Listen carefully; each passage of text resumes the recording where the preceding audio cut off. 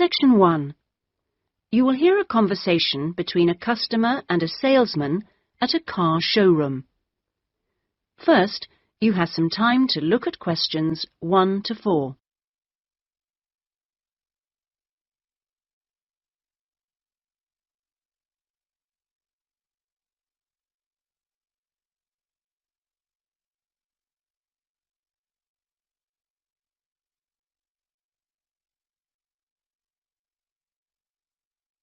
You will see that there is an example which has been done for you. On this occasion only, the conversation relating to this will be played first. Good morning. Please take a seat. How can I help you? Well, I'm thinking of buying a new car and I'd like some advice. Sure, yes. Had you got any particular make in mind? I'm interested in a leader. I've had one before and liked it, but I haven't really made up my mind. The customer states that she is interested in a leader, so leader has been written in the space. Now we shall begin. You should answer the questions as you listen, because you will not hear the recording a second time. Listen carefully and answer questions 1 to 4. Good morning. Please take a seat. How can I help you? Well, I'm thinking of buying a new car and I'd like some advice. Sure, yes. Had you got any particular make in mind? I'm interested in a leader. I've had one before and liked it, but I haven't really made up my mind. Sure. We've got various models. Right. What about the engine size? Any ideas? The one I've got at the moment's a 1.2-litre engine, but I find it a bit slow on long journeys. I'd like a bit more power this time. A 1.4 should do. I don't think I need a 1.6 or anything. Right. Well, I think the model you're looking at is the Max. Here's a picture. Oh, yes. Have you got one in? Yes, I'll take you to have a look at it in a minute. I'll just get a few more details. Is there anything else to do with the engine? What kind of gear change do you want? I presume you want a manual. I'd want automatic. I've never driven a car with manual gears. Right. Well now, here's the colour chart for the Max. Have you given that any thought? This blue's very popular at the moment. Yes, it is nice. I like blue. What's it called? Royal? Yes. But actually, I think I prefer this lighter shade here. Sky. Yes, that's popular too. I think I'll go for that. You might have to wait a week or so for that colour, but I assume that'll be okay. Oh, yes, fine. Well, we can go outside and you can have a good look at one, and perhaps take it out. But first, can I just ask you about finance? The cash price is going to be somewhere in the region of 7,500. How would you like to pay? Are you in a position to pay cash, or would you need credit? I'd like credit, provided the terms are reasonable. Well, you can discuss that with my colleague in a moment. We have various arrangements. And would you be interested in us taking your present car as part exchange? Yes. Okay, fine. So I'll just need some details from you, and then we can do a valuation. Is that okay? Fine, yes. Before you hear the rest of the conversation, you have some time to look at questions 5 to 10.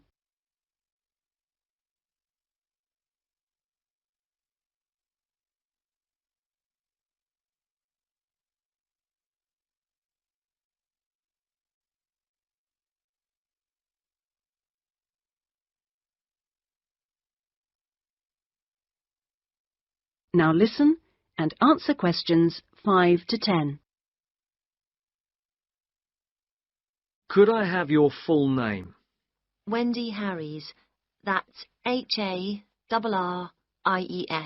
And is that Mrs., Miss, Ms.? It's Doctor, actually. Oh, right. And your address? 20 Green Banks. Is that green spelled as in the colour? Yes, that's right. Okay. Alton. Is that Olton? Not quite. It begins with an A, not an O. Oh, yes, that's in Hampshire, isn't it? That's right. And do you know your postcode? Yes, it's GU89EW. Do you have a daytime phone number? Well, I work at the hospital, but it's a bit difficult to get hold of me. I can give you a number just for messages, and then I'll get back to you when I can. Is that okay? That's fine. It's 0798 257 643. Fine. And about the car you have now, what make is it? It's a Conti. Do you know the year or the model name? I think it's 1996, and it's called a Lion, like the animal. Then it must be 1994, because they brought out the Fox after that. Oh, right, yes. Mileage, roughly? I'm not sure. I know it's less than 70,000. OK. What colour is it? It's grey, metallic grey. Right. And one last thing. What sort of condition would you say it's in? I'd probably describe it as reasonable. Do you need to see it? It's parked outside. Not at the moment, no. Perhaps you could call in one day next week. That is the end of section 1. You now have half a minute to check your answers.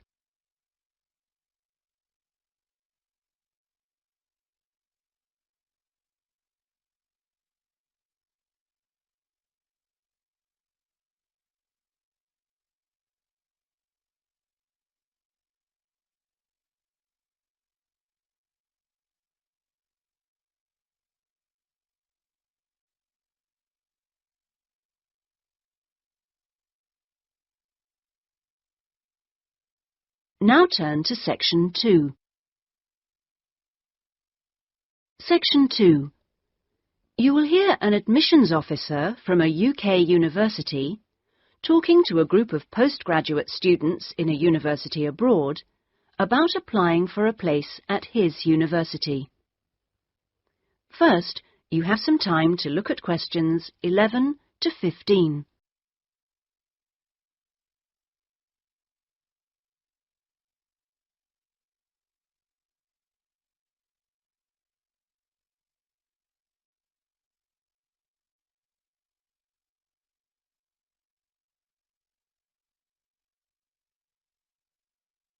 Now listen carefully and answer questions 11 to 15.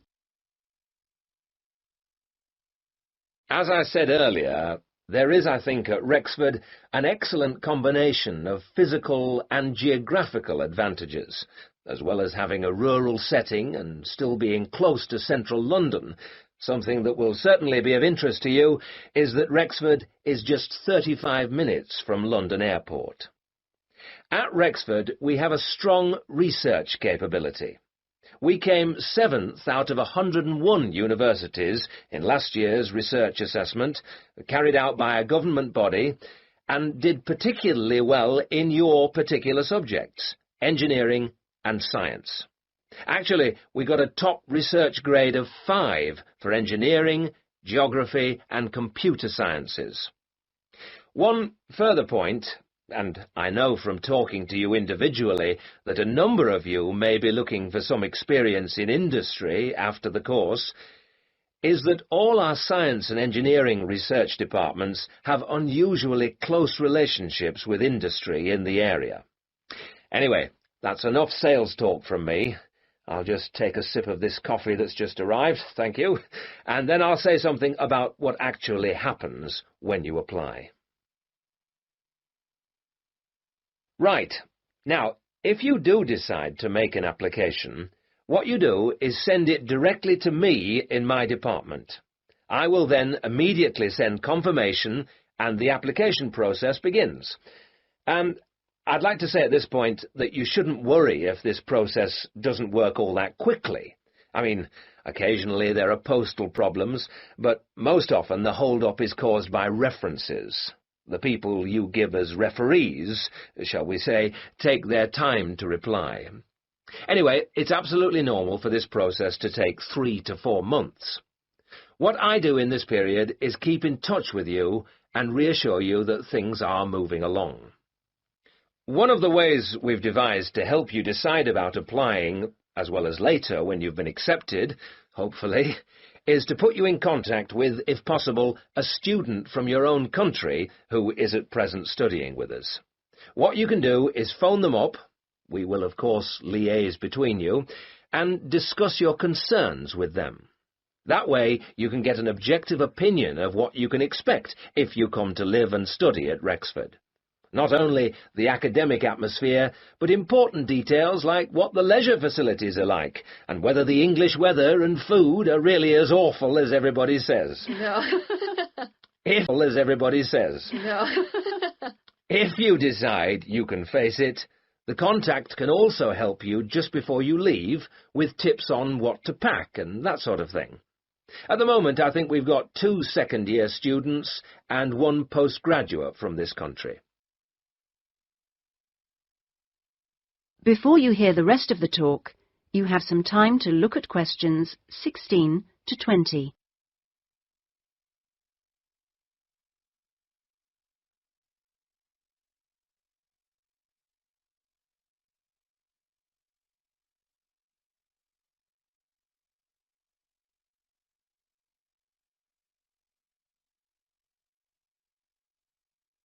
Now listen and answer questions 16 to 20.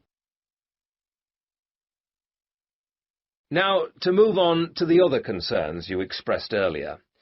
At a UK university, as I'm sure you know, you will be in an environment where independent learning is the norm, which takes most students a while to adjust to, and at a time when you will be separated from your normal surroundings, and in most cases, your family.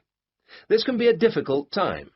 But remember that something like 25% of our student body are international students like yourselves, and that there are several organisations in the university and city whose main purpose is to offer help and ensure that your time with us is enjoyable and useful. 1 or 2 of you touched on the subject of accommodation earlier, so I'll just add a few points. It is the university's policy to give priority in the allocation of residence places to 3 categories, and those are visiting students, exchange students, and new postgraduate students. However, demand exceeds supply, so there is still a need to put your name down early for campus accommodation, particularly if your family is accompanying you. This means that the earlier you decide whether you want to study with us, and so get the procedure moving, the better it will be for everybody. Yes? What if you would prefer to live outside the university? If you're planning to live off campus, you've got to sort things out even earlier. As with everything in short supply, the good accommodation gets snapped up months before the beginning of term. In other words, if you're starting in October, you need to be thinking about it in June, or at the very latest July. So you do need to think very carefully about what you need, how much you can afford to pay well in advance. What you can't do is leave it until a few days before the start of term. The agencies in town are pretty good. It's just a matter of contacting them in good time. Of course, we have a full-time accommodation officer available to help all students. She'll get in touch with you when you're accepted. She's got plenty of contacts in the town and will deal with the agencies on your behalf. 1 or 2 of you asked me earlier about your level of spoken English. Obviously, most of you have already achieved a lot. I wish I could speak your language half as well. Having said that, though, I'm afraid the lecturers will make little or no allowance for the presence of non-native speakers in the audience. So anything you can do to improve your spoken English, even beyond the pretty high levels most of you have already reached, will help make your stay with us that bit more fun for you.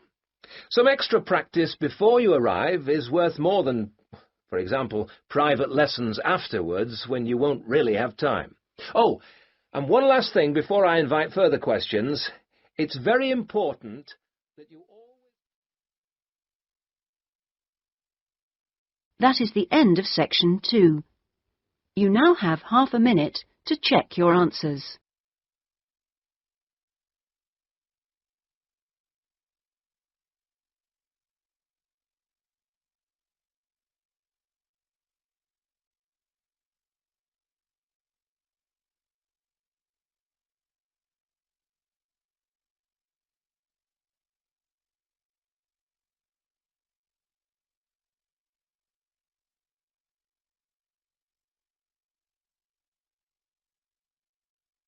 Now turn to Section 3. Section 3. You will hear two friends discussing a course they have just done. First, you have some time to look at questions 21 to 27.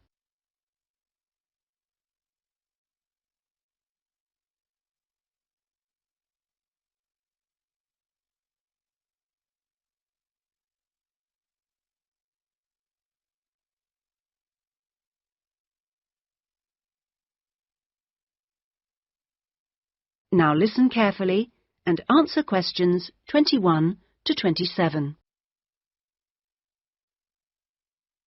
Oh, Ben, I just remembered I never filled in that form for Nick. Ah. Did you do it? The course feedback form. Yes. If you want, we can do it together. I've got mine here. Is that okay? Yeah. Okay. Let's have a look then. What do we have to do? Let's fill in the top first. Let's see. Course code. It's communication in business. Okay. Communication in business. I do know that, but what's the code? CB16 something. CB162, isn't it? That's it. Okay. And dates. When did we start? I remember my birthday's on May 4th, and it was the day after. It must have been May 5th. Gosh, doesn't seem that long ago, does it? No. And we finish at the end of this week on Friday, so that's July 15th. 16th. Oh. Monday was the 12th. Yeah. Right, that was the easy bit. Now, let's have a look. Please give your comments on the following aspects of the course. Okay, what's the first one?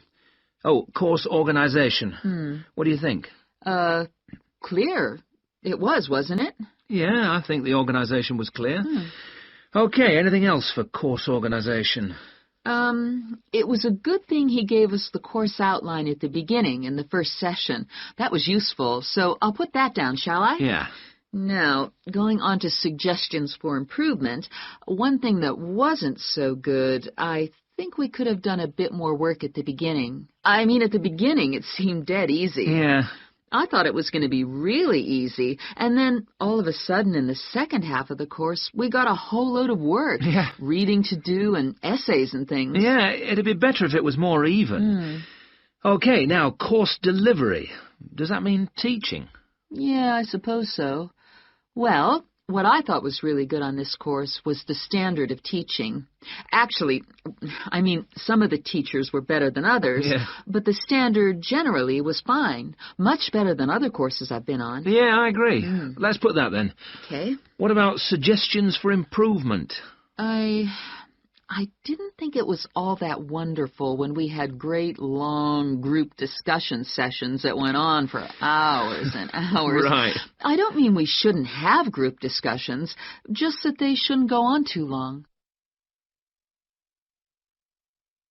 Before you hear the rest of the discussion, you have some time to look at questions 28 to 30.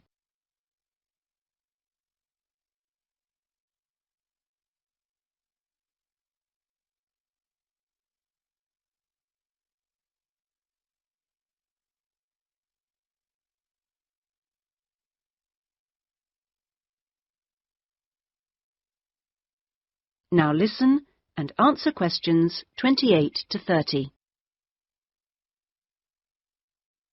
Now, on to materials and equipment. Oh, now, what was good about some sessions was the handouts. Yes, I thought all the handouts were good, actually, and some were great, with website addresses and everything. One problem, though, with materials was the key texts. Yes, there just weren't enough copies on reserve in the library. And if you can't get the key text before the session, how are you supposed to do the reading? Yeah. And not enough computers. You have to wait ages to get one. Okay, testing and evaluation. Well, I don't know. It's hard to say until we've got our written assignments back. Oh, don't talk about it. I only got mine in yesterday. It was a real struggle. Oh, I hate to think what mark I'll get. Yeah, but at least we've done the oral presentation. I thought that was good, the way I got my feedback really quickly. Yes, it was.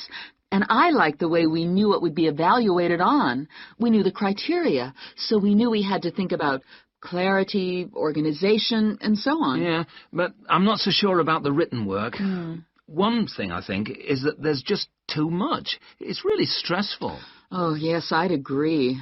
And I don't see why they can't let us know the criteria they use for marking. The written assignments, but he told us. No, for the final exams. Oh. What are they looking for? What are the criteria? What makes a pass or a fail? Yeah, I never thought of that. It'd be really useful. Okay, any other comments? I thought student support was excellent. Yeah, me too. Okay, excellent. Other comments? No, I can't think of anything else. Nor me. Okay, so that's done. Thanks, Ben. No, thank you. That is the end of section 3. You now have half a minute to check your answers.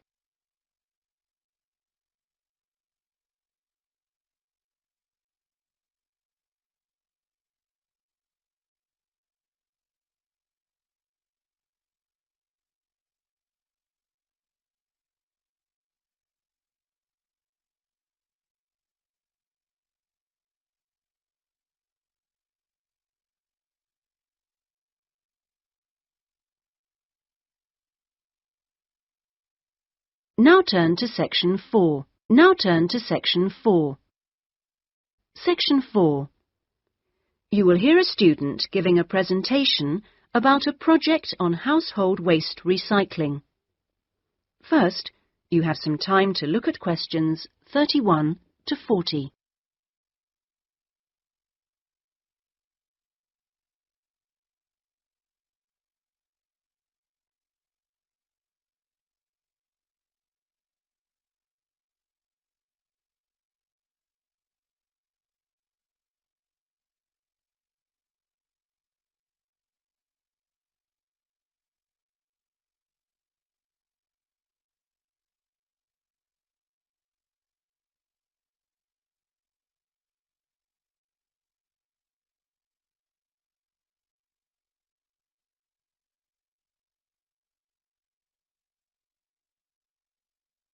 Now listen carefully and answer questions 31 to 40. Well, my group has been doing a project on how household waste is recycled in Britain. We were quite shocked to discover that only 9% of people here in the UK make an effort to recycle their household waste. This is a lower figure than in most other European countries, and needs to increase dramatically in the next few years if the government is going to meet its recycling targets. The agreed targets for the UK mean that by 2008 we must reduce our carbon dioxide emissions by 12.5% compared with 1990. And recycling can help to achieve that goal in two main ways. The production of recycled glass and paper uses much less energy than producing them from virgin materials, and also recycling reduces greenhouse gas emissions from landfill sites and incineration plants. As part of our project, we carried out a survey of people in the street, and the thing that came up over and over again is that people don't think it's easy enough to recycle their waste. One problem is that there aren't enough drop-off sites. That is, the places where the public are supposed to take their waste. We also discovered that waste that's collected from householders is taken to places called bring banks for sorting and baling into loads. One problem here is taking out everything that shouldn't have been placed in the recycling containers. People put all sorts of things into bottle banks, like plastic bags and even broken umbrellas. All this has to be removed by hand. Another difficulty is that toughened glass used for cooking doesn't fully melt at the temperature required for other glass, and so that also has to be picked out by hand. Glass is easy to recycle because it can be reused over and over again without becoming weaker. 2 million tons of glass is thrown away each year. That is 7 billion bottles and jars. But only 500,000 tons of that is collected and recycled.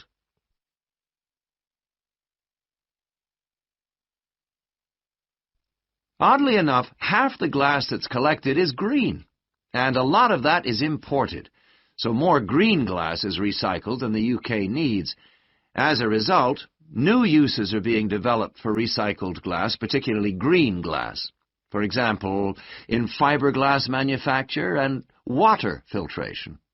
A company called CLF Aggregates makes a product for roads, and 30% of the material is crushed glass. For recycling paper, Britain comes second in Europe with 40%, behind Germany's amazing 70%.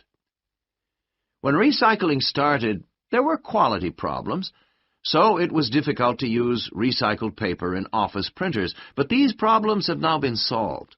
And Martin's, based in South London, produces a range of office stationery which is 100% recycled, costs the same as normal paper, and is of equally high quality. But this high quality comes at a cost in terms of the waste produced during the process. Over a third of the waste paper that comes in can't be used in the recycled paper, leaving the question of what to do with it. One firm, PaperSave, currently sells this to farmers as a soil conditioner, though this practice will soon be banned because of transport costs and the smell, and the company is looking into the possibility of alternative uses. Plastic causes problems because there are so many different types of plastic in use today, and each one has to be dealt with differently. Packrite recycles all sorts of things, from bottles to car bumpers, and one of its most successful activities is recycling plastic bottles to make containers which are used all over the country to collect waste. The Save a Cup scheme was set up by the vending and plastics industries to recycle as many as possible of the 3.5 billion polystyrene cups used each year. At the moment, 500 million polycups are collected, processed, and sold on to other businesses such as Waterford, which turns the cups into pencils, and Johnson & Jones, a Welsh-based firm, which has developed a wide variety of items, including business cards.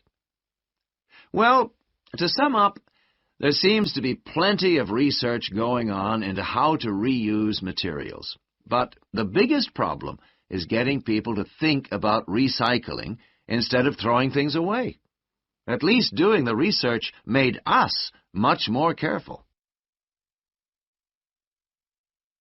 That is the end of section 4.